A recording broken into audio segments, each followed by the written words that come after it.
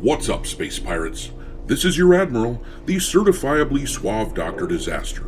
And for all of the managerial executive types over at Warner Bros. Games who are out there closing studios down and laying people off as they scramble to figure out how to make the company profitable again, well, gamers have a little message for you. Welcome to Earth. Warner is a company that has wasted a shitload of money on shit-lib ideological nonsense throughout the years, and it showed in their games. This post from Grums perfectly illustrates exactly what I mean. Warner Brothers shut down 3 studios today. I was speaking with a WB dev just a few weeks ago. He was telling me about their HR training, where they said you can't disagree with gender affirmation on social media as it is a firing offense. They said it was rough to work there as WB was full of DEI. Think of all the millions of dollars these jackasses wasted. Think of all the poor decisions they've made as a result of their lunatic training. They are impossible to feel sorry for. You'll get no sympathy from me! You want sympathy? Look at the dictionary between shit and syphilis! With that in mind, here is the news surrounding these nincompoops. Warner has closed down Monolith Productions, the studio which was responsible for the excellent Fear series and the Shadow of Mordor games. They were working on a Wonder Woman title which has now been canceled, and basically it seems that Monolith and the other studios that Warner has reportedly shut down are paying for the sins of Rocksteady and their horrible failure with last year's Suicide Squad Kill the Justice League. But it's worth noting that Rocksteady themselves is conspicuously absent from the list of studios shutting down. Boy, that escalated quickly. I mean, that really got out of hand fast. Kiss my ass. In my view, the only thing saving Rocksteady from the cutting block, I would suspect, has to be their pedigree, their name. They are associated with some of the most important games from the last 2 decades in the Batman Arkham series, but they have been hollowed out over the last several years and reformed into the sort of studio who thought Suicide Squad Kill the Justice League was a good idea. It sucks for all the good developers who lost their jobs because these jackasses at Warner thought this was a good idea. They thought that this ideologically driven bullshit would sell. But for all the executives out there who peddled this DEI crap training and who are now sweating bullets as they try to decide what to toss next off of their sinking ship, hoping that it isn't them, I have only one word for you. Justice.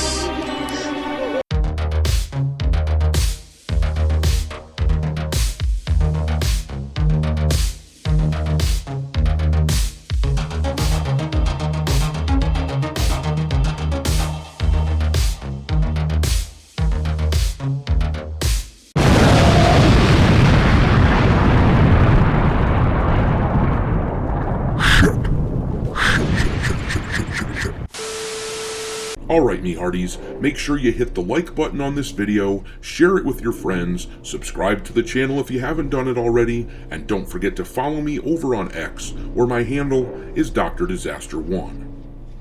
But let's talk about Warner and the fact that it is being run into the ground. Just a few weeks ago, we received word that Rocksteady is now working on a new Batman Arkham game, which is undoubtedly why they retconned the Suicide Squad story and made the Batman that we met in that game into a clone. After the hundreds of millions of dollars that they lost on Suicide Squad last year, it would seem that Warner is in a precarious position, not unlike our good buddies over at Ubisoft.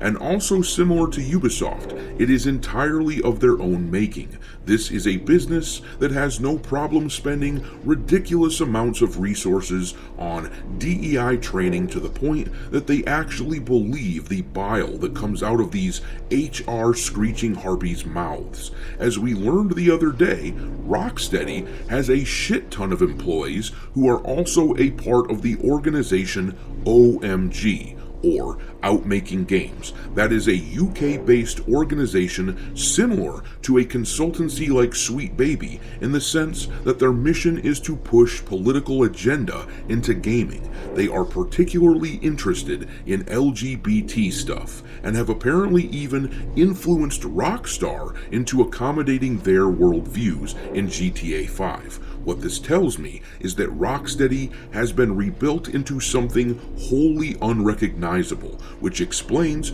why Suicide Squad was such a dud.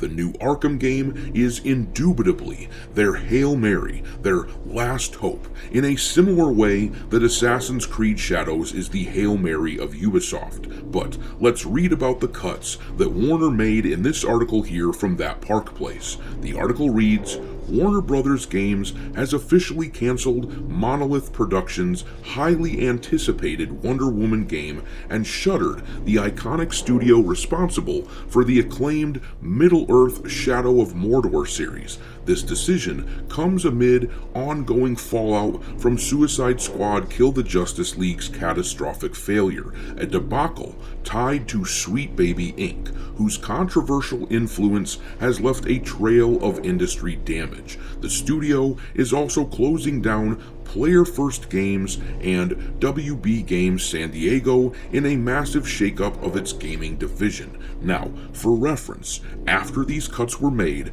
that leaves Warner with what appears to be 8 studios left over, meaning that these cuts represent more than 25% of the studios that they once owned. It goes without saying, but that is a massive cut.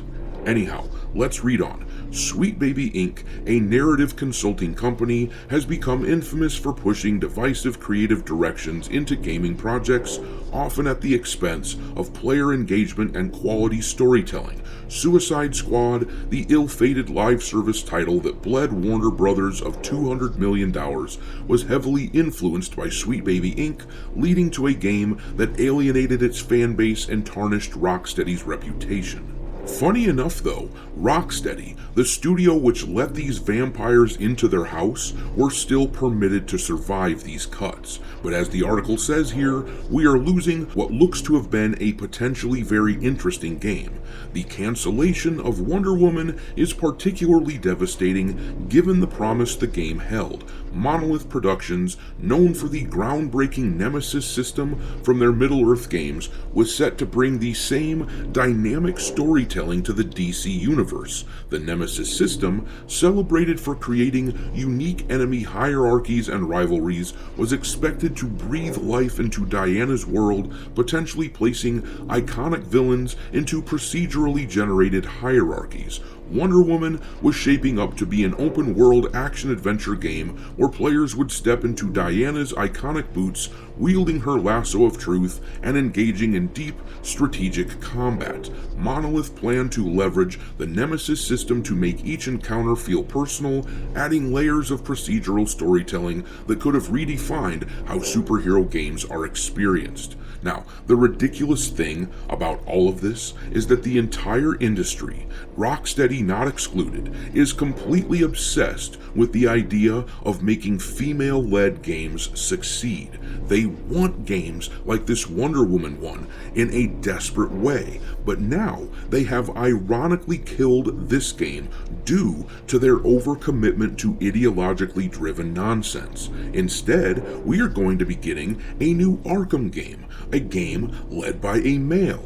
They are making the same gambit, by the way, that Ubisoft is making with Assassin's Creed Shadows. They are assuming that simply because the game has Batman Arkham in its title, that a bunch of people will buy it. And to some extent, that is true. People will buy a Batman Arkham game because of their nostalgia. But will it be enough? Will it save Warner from the spiral they've entered into? Unless it is truly special, like the first 4 Batman Arkham titles, I sincerely doubt it.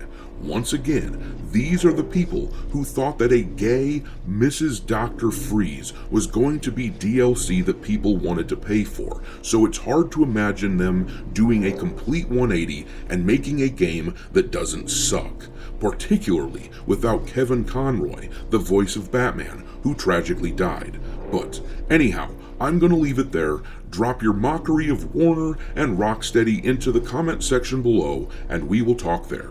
Thanks for watching, me hearties. If you haven't already, your Admiral is inviting you to subscribe to the channel and become a part of the crew. Life as a space pirate may not be glamorous, but there's always plenty of booty.